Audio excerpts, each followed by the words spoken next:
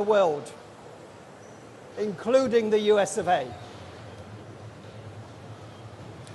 When you were with us just 4 weeks ago, I know you experienced just how wonderful this place was. It has wonderful people, and it produces wonderful luxury products. Your commitment that day was to stand by us to the hilt. Your words, to the hilt. And I'm delighted to be able to signal today that those words have been turned into a tariff deal with North America, with the US of A, which is significantly goes towards what we need as a company. It creates the certainty that we need to continue to invest going forward. Not only for JLR, but actually for the whole automotive industry in the UK. In the last hour, I've witnessed your discussion with President Trump, where you finalized that deal. On behalf of 45,000 people in this company, 250,000 jobs we support in this country, thank you. I'd like to personally thank your team also, who I know have worked tirelessly to get this done over the last several weeks. We look forward to the continued work we can do together. This is not job done for the UK, but this is significant progress, and we thank you so much for that. On behalf of our wonderful people, our great British brands, the UK automotive industry, and this wonderful nation, I'm delighted to welcome you to say a few words. Thank you. Well done to you. Thank you, Adrian, and thank you to all of you. It was fantastic to be with you what was just a few weeks ago, and really fantastic to come back. Just a few moments ago, I spoke to President Trump, the President of the United States, and I'm really pleased to announce to you, and I wanted to come to you to announce that we've agreed the basis of a historic economic prosperity deal. And that is a deal that will protect British businesses and save thousands of jobs in Britain. Really important, skilled, well-paid jobs. It will remove tariffs on British steel and aluminium, reducing them to zero. It will provide vital assurances for our life sciences sector, so important to our economy, and grant unprecedented market access for British farmers without compromising our high standards.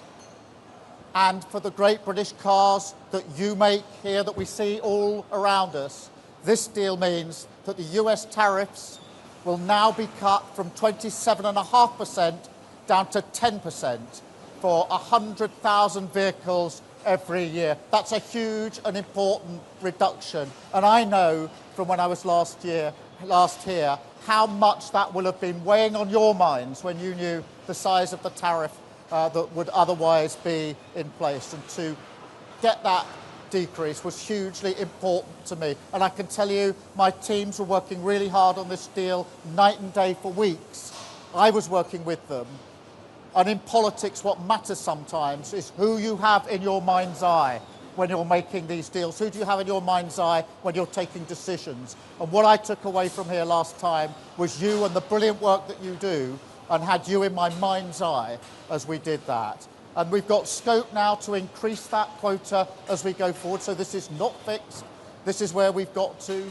And all of these tariff cuts will come into place as soon as possible. And that's really important as well in relation to the work that you're doing and the brilliant cars that you make. And as Adrian has said, I was here with you just, as I say, a few weeks ago, and I promised you that I would deliver in the national interest. And today I'm really pleased to come back here to be able to look you in the eye and to say I've delivered on the promise I made to you. And that's why as soon as I knew this deal was coming in today, I said I want to come back to JLR to talk to the workforce there for whom this means so much. Now, of course, we are the first country to secure such a deal with the United States. And in an era of global insecurity and instability, that is so important. The great challenge of our age is to secure and to renew Britain. And that is what we're going to do. Acting in the national interest, shaping this new era, not being shaped by it. If it's not good for Britain, we won't do it. If it doesn't mean more money in people's pockets, we won't do it. If it doesn't mean security and renewal in every part of the country, we won't do it. But that doesn't mean we're turning inward. Instead, we're sending a message to the world that Britain is open for business, seeking trade agreements with India on Tuesday, with the US today, and working to boost trade with other partners too, including, of course, the EU, with whom we have a really important meeting just a week on Monday, making deals that will benefit working people. And you know, in recent years, an idea has taken hold that you somehow show your strength by rejecting your allies, that you shut the door, put the phone down, storm off. I've had plenty of people urging me to do that, rather than stay in the room and fight for the interests of our country. And I want to be absolutely crystal clear, that is not how this government operates. It's never how we will operate. We don't storm off, we stay in the room and we negotiate and we work for our country with the national interest at the foremost of our mind. Because the other way of working doesn't deliver the benefits that working people need. So I also want to be clear, this is just the start. With the deal we've done today, we can say jobs saved, jobs won, not job done, because we're more ambitious for what the UK and the US can do together. So we're hammering out further details to reduce barriers to trade with the United States across the board. We have £1.5 trillion invested in each other's economies, creating 2.5 million jobs across both countries. And there are so many areas where I think we can do even more than that and put pounds in the pockets of working people across the United Kingdom. As the two biggest services exporters in the world, we will bring down barriers, creating jobs in our thriving sectors in Leeds, in Manchester, London, Birmingham. As the only two Western nations with trillion-dollar tech sectors, we'll go further to deepen the partnership in new technologies to shape the innovations of the next century together and create the jobs of the future. Because look, our history shows what we can achieve when we work together. And what timing for this deal, that we've agreed this deal on VE Day. 80 years ago today, Churchill was addressing the nation at the end of the Second World War, victory in Europe. And we were standing the United Kingdom with the United States on defence and security. And for 80 years, we've been the closest of partners. And today, we've added to that trade and the economy in the special relationship between us, defined by peace and economic prosperity. So it's fitting today that we renew the bond on the 80th anniversary of VE Day. I'm going to take some questions in a minute, then I do want to spend some time with you because I know how important this is for you, and all of your work colleagues here, all of your families, who I know will have been worried about what is going to happen. Of course they're worried, they're proud of what you do, worried about what might have happened, but not just you and your families, but your communities and all the other jobs that depend on the work that you do here. You're iconic, we're proud of what you do, and when I promised you we would do whatever we needed to do to get to a position where we could ensure that your brilliant work continues and thrives in the future, I meant that, It was a promise made and a promise I always intended to deliver to you. And I'm trying to catch everybody's eyes because, as I say, in politics what matters is who are you thinking about, who have you got in your mind's eye when you're having those conversations, whether it's President Trump just now or last night halfway through the Arsenal game, or whether it's the teams negotiating as they've been over weeks and days, particularly intensely in current days. So thank you here for being with me today. I will try to talk to you some more in a minute, but please, through you, if I could extend that to all of your colleagues here. I know they'll be on different shifts, but I hope this will give them the well-earned boost that they absolutely deserve. I will now take questions from the media. I've got a list here. I think, Chris, I've got you first. Thank you, Prime Minister. Chris Mason, BBC News. Prime Minister, this is a... Can you just a little bit louder, Yeah, Chris? I'm so sorry. Prime Minister, this is a freeing up of trade conditions with America compared with where we were, but is it better than, say, 6 months ago, given, for instance, some tariffs are still there? Well, Chris, the question you should be asking is it better than where we were yesterday? And I think if you should come out when you finished asking me questions and talk to the workforce here, because what this does is to reduce to zero the tariffs on steel and aluminium. Look how important that is. Reduces massively from 27.5% to 10% the tariffs on the cars that we export. So important to JLR, actually to the sector generally, but JLR in particular, who sell so many cars into the American market, proudly do that. And of course, it also includes on pharmaceuticals some really important measures. Obviously, we don't have tariffs yet, but we've got within the deal significantly preferential treatment, whatever happens in the future. So this is hugely important for our pharmaceutical sector as well. In addition to that, we said we had red lines on standards, particularly in agriculture. We've kept to those standards. The SPS red line is a red line that's written into the agreement. And so I think if you put that package together, you can see that it's a significant step in the right direction for our country and our national interest, and for the very many thousands of jobs that will now be protected, saved and enhanced by the fact that we've done this deal. And I'm really proud we have. And I know people along the way were urging me to walk away, to descend in a different kind of relationship. We didn't. We did the hard yards. We stayed in the room. And I'm really pleased to say to the workforce here and through them to the country how important I think this deal is. Thank you, Chris. Robert, I'm coming to you next. Prime Minister, all the polling shows that the British people think an improved trade deal with the European Union is more important than a US trade deal. The British people are right, aren't they? Well, Robert, you're already minutes after this deal with the US still pushing me back to shouldn't we choose between the US and the EU? No is the answer to that question. I genuinely believe that we can have a good relationship and agreement with the US and a good relationship and a good agreement with the EU. That's why the red lines have been really important in the way that we've negotiated this. But look what we've shown this week, that through patience, through pragmatism, through not doing politics as performance, but doing politics as the serious art of negotiation. We got a deal 48 hours ago in India, which of course also deals with car manufacturing, by the way, so there's discussion to be had there.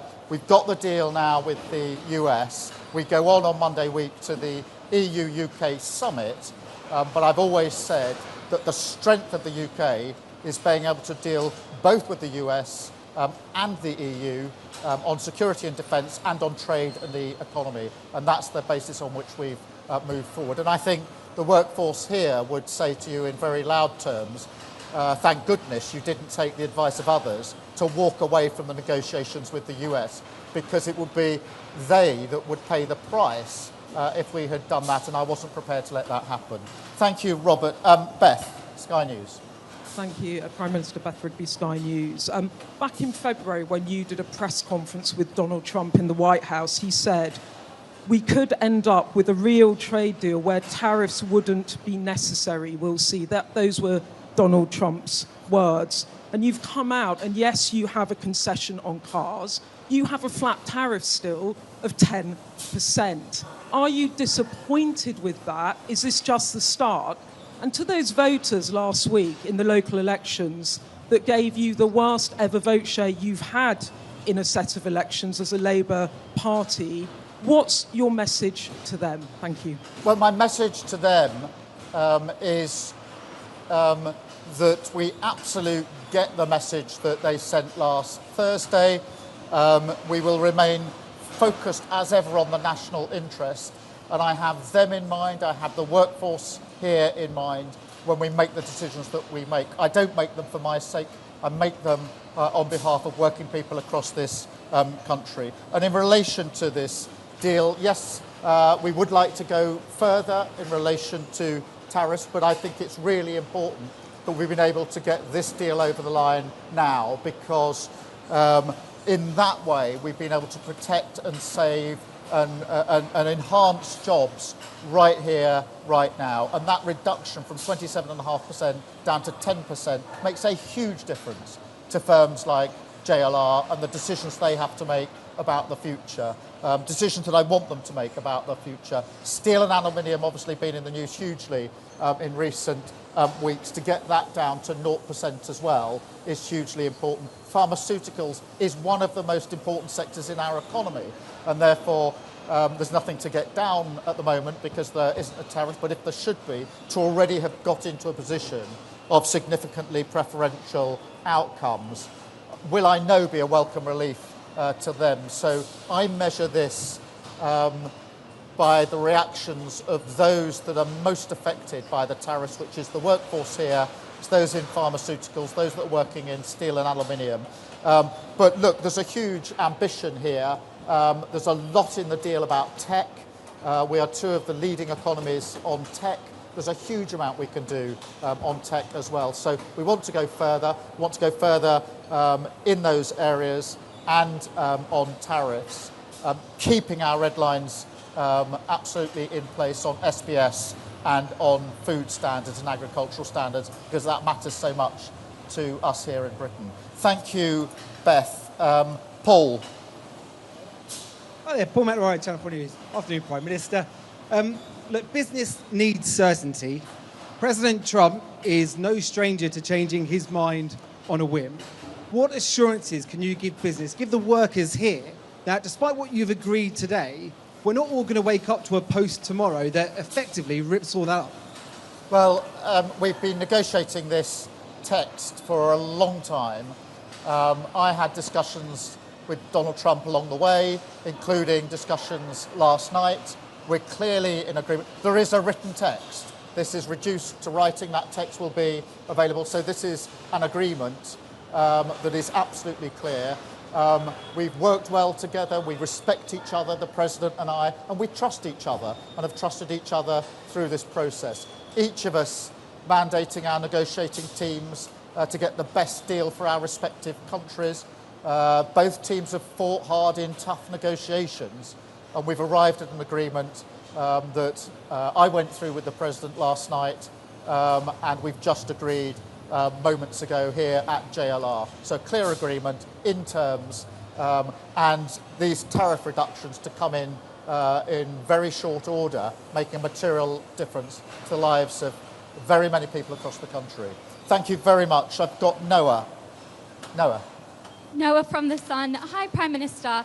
I was wondering if you could please spell out for us what your strategy is going to be to get those 10% tariffs down to 0%. I know you're talking a lot about today being jobs saved, not a job done, but a lot of people will be thinking 10% still isn't good enough. We're worse off than a year ago. How are you going to approach negotiations going forward, and how long will it take till we get to 0%?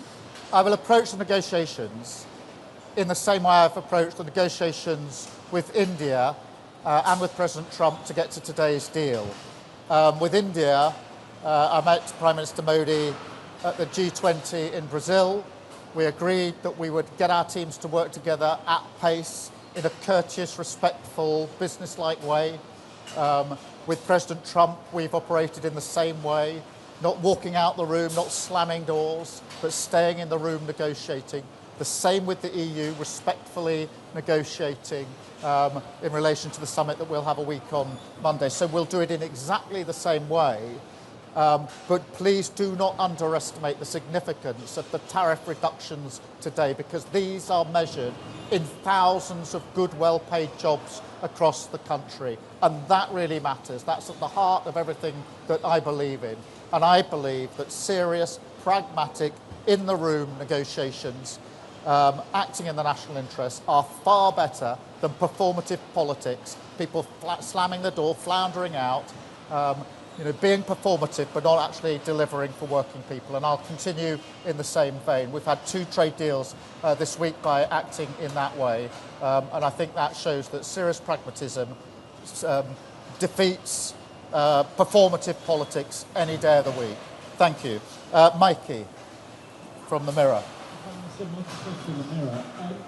mentioned tech a couple of times. JD Vance has on a number of occasions said that one of his red lines is concessions on our anti-hate speech laws. How have you managed... what, sorry? Anti-hate speech laws. How have you managed to talk him round on that? And very quickly, if I may, I think you'll admit that this wasn't what you were expecting to do today. Donald Trump has been struggling to land his arguments on tariffs. Have we been bounced into this by a president that needs help out of a hole? Well, look, I mean, in terms of free speech, I've been really clear throughout. We've had free speech in this country for a very, very long time. It's one of our foundational principles on which we're all very, very proud, and that will long, long be the case. There's nothing in this deal that impinges on that in any way whatsoever. In relation to the timing of this, no, not at all. Our teams have been hard at work for weeks on end. I've wanted to get a deal over the line. I make no, I'm not ashamed of that. I wanted, because I knew how important it was, particularly for JLR, that we got a deal, that we got it over the line, and we got it over the line in a timely manner. The last thing I wanted to do was deliver a deal that didn't come in time for those that desperately need it. So, no, I didn't know the exact day. I wouldn't have been having my phone call with President Trump halfway through the second half of the Arsenal PSG game had I planned it better. But that's the way it turned out. That's the discussion we were having late last night about how we proceeded with this deal. And I'm really pleased to be able to come here today. And actually, to be able to do it on VE Day is really significant because, of course, the US was standing there as our ally 80 years ago today. So today is an opportunity to reflect on the fact that today we stand together as allies on security and defence. Of course, there are no 2 countries that are closer on security and defence, but now we add trade and the economy to those issues where we're the closest of allies, and I'm really pleased about that. And then Hugo. Thank you, Prime Minister. Hugo Jai from the iPaper. Just the other day, President Trump threatened to put tariffs on the film industry. Obviously, Britain has a huge film sector. Have you asked him to take that threat off the table? What did he say? And if he hasn't taken that off the table, how are you going to stop that becoming a reality? Well, obviously there aren't any tariffs in place on film at the moment. And of course we're discussing it with the President's team. We'll take the same approach as we've taken on other issues, whether it's tariffs imposed, which we've been able to reduce, or potential tariffs in areas like pharmaceuticals or film. We'll take the same approach because for me what matters is acting in the national interest and making sure that everything that we do is good for working people in this country. And whether it's steel and aluminium, whether it's car building, whether it's pharmaceuticals or film, we are brilliant at these things. And therefore I will act in the national interest and have those discussions on film as we've done on other issues with the President. Thank you all very much indeed. Thank you. And I'll now talk to some of the workforce, if I may. How are you all?